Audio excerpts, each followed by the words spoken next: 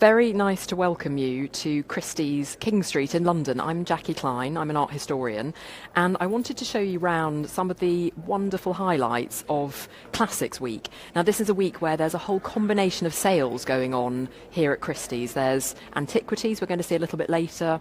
There's Victorian art, there's old masters, there's something called the Exceptional Sale, which does have many exceptional things in it. And we're delighted basically to join you live on Facebook. The very first thing I wanted to show you was this spectacular, enormous painting by the Venetian artist Francesco Guardi. And I have with me, I shall beckon him in from the side, the old master specialist Alexis, who's here to tell us a little bit more about this amazing, obviously quite monumental picture, because I'm used to seeing Guardi's at sort of this little scale. Yes, that's right. But this is something quite, well, monumental in scale and kind of epic in importance, Absolutely. I suspect. It's an exceptional work, and it's incredibly exciting to be able to offer it this year of all years, because obviously the Venice Biennale is going on. So Venice is on the minds of all art collectors everywhere, whether they're classic art collectors, contemporary art collectors, or something else. And we tend to think of Francesco Guardi as one of the greatest Italian artists of all time, and certainly one of the two greatest painters of Venetian views. I was going to say, he might not be the more familiar one, is he? Because obviously everyone pretty much knows Canaletto. Well, it depends who you ask. In this country, certainly, Canaletto's had a lot of press, but in most of the world, I think you'll find that people recognize Guardi even sooner than they recognize Canaletto. That's interesting. And there's an old sort of tradition that you can tell everything about a person by whether they prefer Guardi to Canaletto. It's How sort of like interesting! One of those things. Because I have to say, I've always been a massive Guardi fan. Well, me too. You see, we've got that I'm in delighted common. to hear that. He's a great proto-romantic, basically, whereas Canaletto is very precise and very architectural and very rational, interested in these kind of very kind of calculated and precise effects. Guardi is all about the mood and these wonderful, extraordinary skies, these spacious skies with their tints of pink, and everything slightly shimmering and shifting, which, of course, is the way that Venice is. So I often find when you're looking at a picture by Guardi, you get the impression that he was sitting in a boat as he was painting, and everything is slightly rocking and swaying, and that's part of his magic. And that made him incredibly influential in the 19th century. So for the Impressionists, for example, there was no question about who was the superior. Guardi would be the one. Guardi was the one. But I have to say, I think his depiction of water, it's always the one thing for me. These Beautiful. Little white flecks and the sense of movement, isn't there? Like the way, look, sunlight is falling on the back of this gondoliere. Absolutely. But this, of course, now, so one of the most famous, in a way, iconic viewpoints, right? This is the Rialto Bridge, isn't it? This is the Rialto Bridge. It hasn't changed that much today. If you go to Venice now and you take your gondola or water taxi, you can position yourself at exactly this angle and get the same point of view. And as you were alluding to, I mean, this is a monumental, this is one of the largest pictures that Guardi ever painted. Painted as one of a pair. The pendant sold a few years ago for almost £30 million. So that gives you a sense for how important this picture is in his oeuvre. He didn't paint many of these enormous scale pictures, did he? Absolutely not. Half a dozen or something? Perhaps fewer. Really? And he was, like Canaletto, he was adored by grand tourists, so by all of these wealthy individuals coming from England or France or further afield who went to visit Venice and were so taken by its beauty, because of course it's an exceptional place in the world, and then wanted something to take back to remind themselves of it.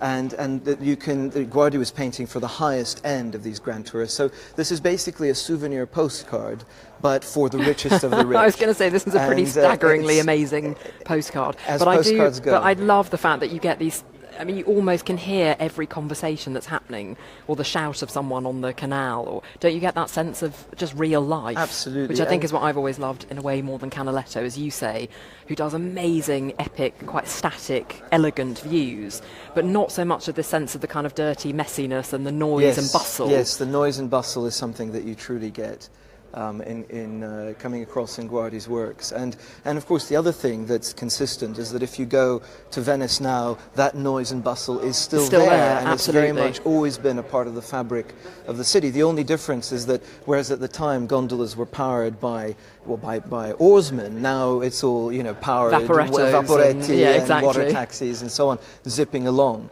but still very much this sense of the city being alive. And of course always a place that's been a great attraction for visitors. So then as now, so many of the people that Guardi would have captured in one of these pictures were tourists, were visitors who were there just to appreciate the extraordinary beauty of this city, which is in itself a work of art. And Guardi, through this painting, is paying tribute to all the myriad architects and artists and art lovers who visited Venice and were inspired by its beauty. So in a way it's special because it's a work of art about another great work of art. Yes. And that's really exceptional. It is exceptional, I have to say. Now there's something else on a different scale that you wanted to show me, is that right, in the next gallery? I'd love to show you some drawings, if you'd like. Please, lead the way. Here. So these are a little bit more affordable, but nonetheless spectacular. You have here a beautiful drawing in red chalk by Adrian van der Werf, who's a very important Dutch artist. It depicts the famous myth of Apollo and Daphne. So you have the nymph Daphne, who Apollo, the sun god, has fallen in love with, but she's sworn to remain chaste, and so she's trying to escape his flirtatious advances. Eventually he catches her, and in the moment when he catches her, she asks the gods to turn her into a tree. And so you see here just the allusion to a leaf sprouting from her fingers as she's taking root and turning. And of course, in the next instant, she'll be transformed, and Apollo will be left clutching a tree trunk. It's to save her chastity, to save her chastity. Yeah. But Apollo is so in love with her that even once she's turned into a tree, he decides that that's going to be his personal tree and his favorite tree, and that's the laurel tree. And that's the reason that poets and musicians were crowned with laurels when they were considered to have deserved Apollo's praise. And this is valued at 10 to 15,000 pounds, which makes it incredible value for money. It's a wonderful composition, and by a really, really major artist. But because it's a drawing, because it's a work on paper, it's that much more accessible. But it's definitely more beautiful. Accessible than the last figure that you bandied at us, which I'm still staggered at for an exceptional postcard. Now, what have we got over here? And these are two works by George Rumney, who's one of the greatest British painters of the 18th century, and wonderful works with this sort of haunting modernism to them, even though they're painted in the 18th century, but they foreshadow other artists of the avant-garde. This is the George Romney who was a great portrait painter, is that right? Absolutely, and who's very closely linked to Emma Hart, Emma Hamilton, the great it girl of the 18th century who he was madly in love with. And these are very, very different, you're right. Very moody and expressive of an inner world. I actually wouldn't have ever guessed that they're by Romney. I might have thought maybe William Blake or something. That's right. I think a lot of people have that reaction, that they're so used to Romney's portraits being so highly finished that they find these incredibly free and inspired drawings as sort of a real surprise. I mean, actually, those almost look like, I don't know, that looks like it could be David Bomberg or Jacob Kramer or someone from the early 20th century. And you see where these artists get their inspiration. Absolutely wonderful. You have what are the scenes? They look like something from classical myth. Absolutely. Are they? Well, this one is particularly gruesome because it's the punishment of Prometheus, who of course is the god that gives man fire. Is this him being bound? This is him being bound in preparation for the eagle of Zeus to come and tear at his liver, which Zeus arranges for the liver to heal overnight so that every day the eagle can start afresh and guarantee unending torment to Prometheus for having transgressed against the order of the gods and given man access to fire and effectively access to civilization and everything else that the ability to make fire would bring about. And this is an even more obscure passage from Western literature. This is the Oath of Atossa, and it's basically the figure of an elder who is cursing the people who have done him wrong, and he makes this kind of tremendous oath. But it's, again, an incredibly haunting and incredibly modern image. Absolutely. And, I think I'm really staggered that they're by Romney, because you do think of these beautiful portraits very of elegant ladies, exactly. Right, yes. Wow. Oh, those are very special. Now, there's a whole room full of drawings upstairs, aren't there? Which absolutely we're not going to get a chance to look at in more detail now. Well, but that's a shame. I would encourage people to. Exactly. Alexis, thank you so much. We're going to run off and look at some other wonderful things. Thank you so much for your time. Wow. Well, the next thing I wanted to show you is actually back through the paintings room and it's a piece of sculpture, and it's something really quite exceptional. I mentioned that there's this thing called the exceptional sale, and really this is probably the most exceptional item in it. Follow me through here. And it's what looks like a slightly innocuous pair of lions, carved lions, but these have quite an amazing history to them. So we've come from the 18th century, and we are now back, would you believe it, in the 14th century. These date from the 1360s. And basically in 1364, the King of France, the new King of France, took up position as the king, Charles V, but his family had only been ruling for about 40 years. So the first thing he did when he became ruler was that he wanted to convince people of the authority and stability and sort of longevity of his family, and the fact that he had the right to be on the French throne. So what did he do? The very first thing he did when he became king is he commissioned 4 tombs to be made by the most important sculptor pretty much in Northern Europe at the time, someone called André Beauneveu. He commissioned his own tomb, his father's tomb, and his grandparents' tomb. And these lions sat originally at the feet of the king's own tomb. Now, how have they come to be here at Christie's? Well, the tomb was intact for about 400 years, and of course what happened in the 1790s, the French Revolution, when works of art like this, from the rulers of France, images of the Ancien Regime, would have been absolutely antithetical to the people, in charge of the revolution. So they destroyed a huge number of things. They didn't destroy, thankfully, the tomb, and actually the effigy of the king and the queen still exist in the Monuments Museum.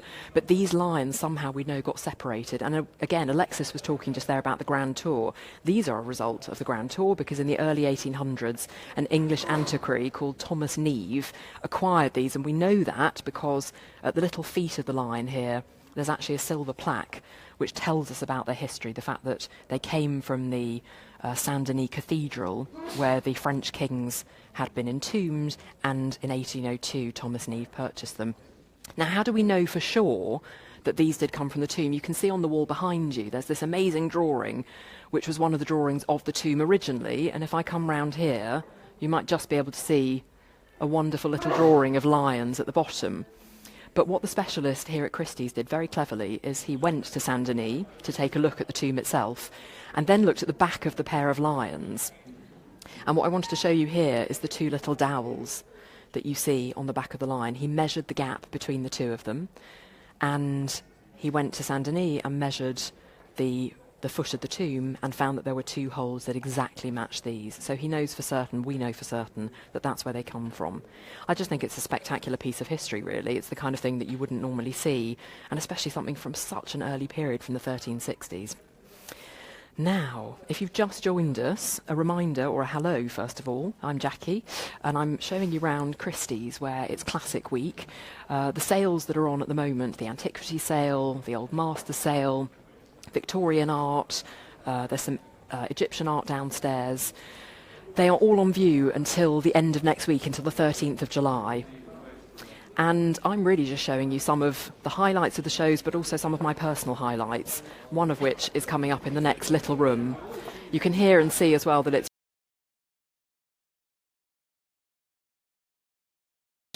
both collectors but also members of the public who have come in to see some of the exceptional works of art that are here on view. Quite rightly wanting to come in and see this absolute gem of an artwork. Before we manage to get in too close, I can tell you a little bit about it. This is by Jan Bruegel the Elder, who of course is one of the famous Bruegel family of artists. His brother was Peter Bruegel, his father was Peter Bruegel the Elder. This is a country scene. It's a scene actually that he painted quite a number of times, and this we think is the last one in the series of paintings showing this harbour side, this sort of strong diagonal road down the middle, and a scene of peasants coming to talk, to meet, to buy fish, to basically get together in the village. Now, exceptionally, there's a number of things about this picture. It's signed in the bottom left corner, just down here, beneath that dog. It says that Bruegel made it in, I believe, 1616. But there's something else really exceptional that I wanted to point out to you in this picture, which is that we know of only 3 self-portraits that Jan Bruegel made, and one of them is amazingly in this picture. Here he is, the chap in the black on the left, having a chat to a friend with his wife and children nearby. How do we know that's him? Well, because a year before this picture was made, his great friend Rubens actually made a portrait of him and his family. It's a wonderful picture that's now in the Courtauld Gallery, also here in London. There he is chatting away, and I just love the incredible detail. A picture like this, you can see its small scale simply by me pointing at things, because you can see how tiny it is in relation to my hand. This would have been a cabinet picture bought by a collector to be looked at in incredible close detail in private at home, along with all sorts of other wonderful things in their cabinet of curiosities. What I think is amazing, I just wanted to point out a couple of tiny details, and you really need to have sharp eyes to see them, because down here in the right-hand corner, for example, there are some flowers next to a little bed of grass by the riverbank, and you can literally see individual brushstrokes of individual blades of grass. I mean, the level of detail is just flabbergasting. Up in the sky, 1 or 2 little tiny dots of paint represent birds flying up there. To the left of the tree, I particularly love, there's some little ducks. I mean, they are so small that they're almost not visible, to the naked eye. And the picture is absolutely resplendent with detail, but also with wonderful little moral tales. And the Bruegels loved doing this. They loved telling sort of moral and, if you like, philosophical and religious stories in their pictures. So, for example, just one example, down here you've got the fish cellar. And some people think you've got the live fish here in the barrel and the dead fish down here. Could this be possibly a commentary on the fragility of life, the closeness between life and death? The last thing really that I love as a detail is just you have these wonderful dogs, 3 or 4 of them down in this corner. This one looking mildly bored, this one looking like he's just suddenly sat up because some noise has happened off screen to the left. The wealth of detail in this is just staggering. I mean, this is an incredibly special picture. It's so shiny because it was painted on copper, and in fact he was known at the time as Velvet Bruegel because of the velvety sort of sheen on the surface of the pictures. Quite staggering. Let's move on. Thank you so much for giving us space. It's very kind of you. Excuse me. We're just actually broadcasting at the moment. How can I watch it? On Facebook. That's where we are. We're on Facebook Live at the moment. And in fact, for those of you, again, who've just joined us, I'm Jacky Klein. This is Classic Week at Christie's. We are heading down from the Old Master collection upstairs, which is on view until next week, and we're heading down to see some more treasures here. I should say, because we're live on Facebook, we would love to know actually where you're tuning in from.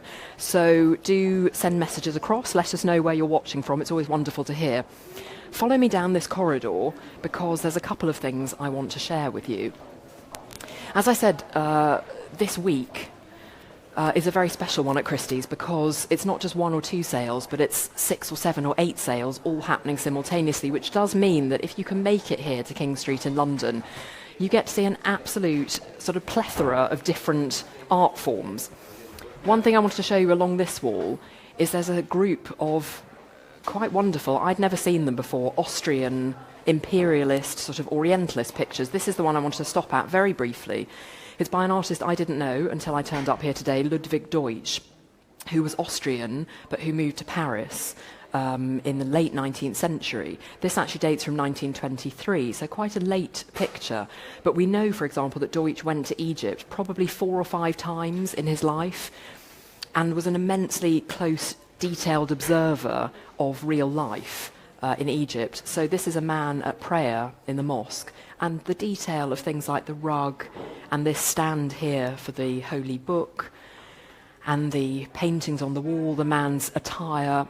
I just love the fact that it has this incredible sense of peace and calm and respectfulness in a way of this man at prayer. These are wonderful, wonderful pictures, and the sorts of things that you wouldn't typically see in a museum or an exhibition in London. So, along the corridor to the Duke Street Gallery.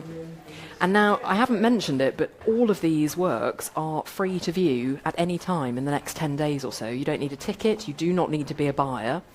I mean, Alexis was telling us upstairs some of the amazing values of some of the artworks, but actually it's historically fascinating, but you don't need to be here with £30 million in your pocket to be able to enjoy what's on view. One of the things on view, this is a quick highlight, is that the collection of Reign Countess Spencer is going to be up for sale. This, of course, is the lady who was the stepmother of Princess Diana, Princess of Wales. And on view are going to be her outfits, some of her jewellery, some amazing pieces of furniture, all sorts of paintings. Anyway, there's a whole group of things that you must come and see. That's a rather fantastic Balmain dress that I think you've just been looking at there. But there's something else of a completely different sort that I wanted to show you today. And I'm going to be able to do something rather special because I have clean and dry hands, and the lovely gentleman here has allowed us to do it. What I wanted to show you is this staggering book, because one of the sales here is books and manuscripts. This really is one of the most important botanical books in the history of publishing.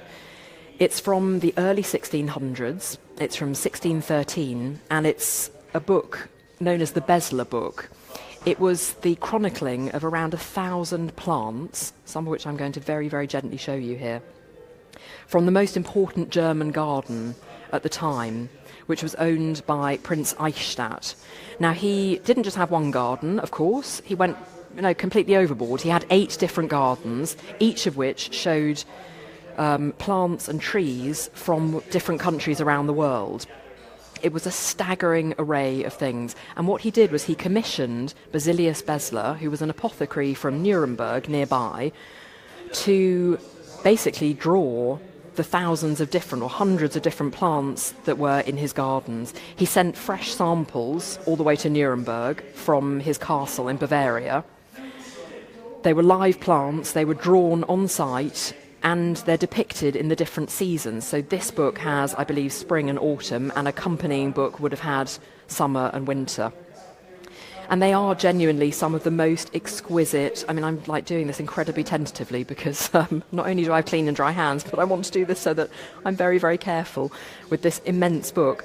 They were hand-coloured, and there were only 300 copies ever made, and we know that this is one of the first 2 that was made. So, I mean, not only is it one of the most important books, but this is one of the most rare examples of it. I might just turn one more page because I'm just so staggered by the immense beauty. Look at that, some delicious tomatoes to finish on. Anyway, that's quite an amazing thing. Now, let's head back down that corridor, and en route to the antiquities sale, there's just one picture I wanted to show you, which is both a staggering picture in its own right, excuse us gentlemen, thank you, but is also rather interesting because of who's owned it. It's something that's actually come from the collection of Sir Rod Stewart. So that always adds a little bit of a frisson when you know someone, well, of cultural significance who obviously loved this in very recent times, where something's come from. Thank you. You can see how busy the auction rooms are today. I mean, it's one of the key viewing days for all of these sales. Now, just around this corner, there is a rather wonderful picture, excuse us, thank you so much, which I just wanted to stop at. It's by Waterhouse, and it looks, at first glance, like it would obviously be a pre-Raphaelite painting. In fact, it was inspired by the pre-Raphaelites, but Waterhouse was working a generation or so later, so this is from 1907. And it shows the story of Isabella here with the pot of basil. Now, for those of you who are not familiar with your Keats poems, it's based on Keats's poem, which was itself based on the Decameron. Now, we've got here Isabella, who was in love with Lorenzo. Lorenzo worked for Isabella's 2 brothers, who hideously murdered him and buried his body in a forest. Isabella, of course, was distraught, but she has a vision of her lover in a dream, and he tells her where his corpse is buried. So it gets a little bit gruesome. She goes and finds his body, digs it up, and takes the head with her and plants it in a pot of basil. So here, we can't see him, obviously, because there's the pot, but here she is weeping into her pot of basil, which, of course, holds that head. Now, the story was going to end tragically, of course, as these things always did, and Isabella was going to be found out by her brothers. They were going to, forcibly take away her lover's head, and she ends up dying of heartbreak, essentially. This picture is just, I think, really, really beautiful. I think the details of things like the skull here obviously pointing towards her own death, even things like the poppies, you know, an image of remembrance and also of death. The fact that she looks sort of ghost-like already, as if she's half of this world and half of the next. The lovely staircase leading, again, potentially, I think, to another world or another space. It's an exceptional picture, as I say, owned by Sir Rod Stewart, so if you're interested in music as much as you are in art, then this is one of the things to come and see. Now, through the entrance hall of King Street, here in London. And as we said, we really would love to hear from you, because these Facebook Live events, what's exciting for us is that we can see what you're looking at and what you get interested in. Do tell us where you're tuning in from today. We've had viewers from Tokyo, Argentina, New York, Bulgaria. Wow. Aren't we international? Now, the last person I wanted to come and speak to is lovely Claudio here. Hello, hello, hello. Thank you. Yes, I should say Claudio is one of the antiquities specialists here at Christie's, and there's two things that you particularly have pulled out of this amazing sale for us to look at. That's right. This is the first one, I gather. That's the first one. Tell us a little bit about it. Well, it comes from Greece, Athens in particular. It's an Attic lekithos. Now, lekithos is the word to describe the shape that would have been an oil container at the time. It is painted in a technique which is called white ground. So it's black figures and are painted over a white ground. So naturally the clay would have this beautiful orange color, which... so that's the actual, that's the clay itself, and then the white ground was put on top to create presumably a sharper contrast. That's it, yes, yeah. And it's easier for the painter to create the scene. So it dates to the very beginning of the 5th century BC. So this is a time when there is a big change in the way that painters decorate Attic pottery. They start using red figures, so they leave the black background and the figures are red. In this case, the specific painter was still painting in the black figure technique. He mainly worked on lekithoi, and in this scene we can see it's quite a lively... Claudia, you're much braver than me. You having just told me how old this is, there's no way I want to go and touch that. Oh yes, well, we got you're even very brave, things. I'm sure. Yes, we'll do that carefully anyways. It's quite a lively scene. It's depicting the goddess Athena. We can see her with a spear and a helmet, and she's standing behind one of the old favorites Greek heroes, which is Heracles. You can tell that it's Hercules because he's got the lion skin covering his head, knotted around his shoulders. Yeah. Now he's engaged in combat against the enemy of the day. In this case, it happens to be Kyknos. He is another warrior that was one of the favorites of the god Ares, the god of war. Here he is. Now, according to the myth, Heracles and Kyknos didn't really have much to do with each other, but they were both instrumental to settle an old dispute between Ares and Athena. I see. So they just fire them up one against each other, and they start fighting. And Heracles manages to not only to kill Kyknos, but to wound Ares, that's paid just to help Athena to get her revenge. And tell me, with something as exquisitely painted as this, and obviously very small and delicate, as you say, to hold oil, would that have been olive oil, presumably? Yes, which was really precious at the time. Of course, but I was going to say, this looks so precious now. Yeah. Do we know who would have owned something like this? I mean, obviously it was very special, yeah, exactly. Some wealthy Athenian that liked to have something special depicted on the container. That certainly is special. One last fun fact is that you can see these inscriptions here, where these are actually, they're supposed to tell the name of the figure, but they don't. This is not Greek, it's called nonsensical, and that was a way of the painter to show that he was literate whilst he wasn't. So he's just pretending to write, gibberish. I love it, so it's like a little bit of gibberish graffiti. It's a bit of a cheat. Amazing. Yes. That is exceptional, I have to say. But now from something small, there's something much bigger, that definitely has taken my fancy next door. Oh, wow, okay. Well, because he's rather attractive, I think, rather attractive, what we're going to be looking at next. Not the average man, no, and maybe not the average man, no. Let's swap sides, because I want to come round this side, if I may. Now, this also Here we go. does seem like something rather important, because Am I right that we think this is a Roman copy of the Greek sculptor Polykleitos' That's one right. of his torsos? Yes, and it's quite an early Roman copy, so we can date these to the first quarter of the 1st century AD. So this is the end of the reign of Augustus. And a lot of high-quality marbles were produced in this period.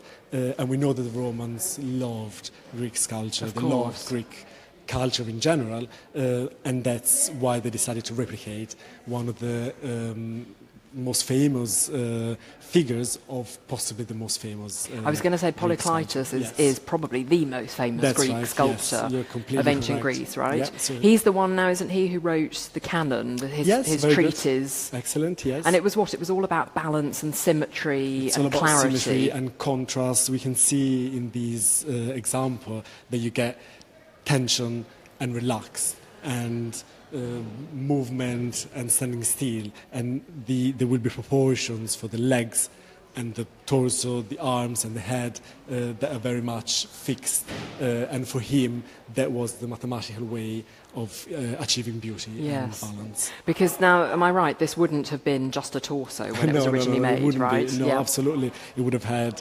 arms and legs and a head like everybody else. Of course, with time, these are the parts that can be lost more easily and damaged. Of course.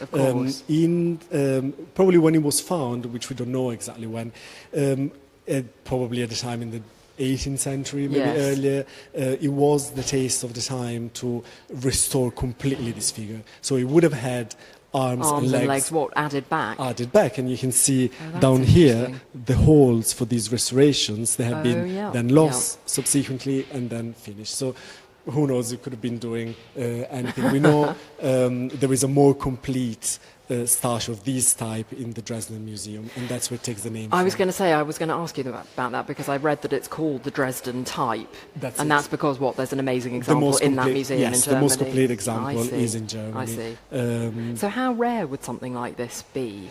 They are rare. Because, first of all, Polykleitos is one of the most well-known names, and is not that often that we're able to find a fragment as large enough so that we can attribute to his one copy. Because presumably you get small pieces here and there, and it's impossible to tell in some instances. And all the Greek originals, as far as we know, are lost. So we can only study his work from Roman copies. Yeah. Amazing. Claudio, thank you so much. Yeah, what a treat. Thank you.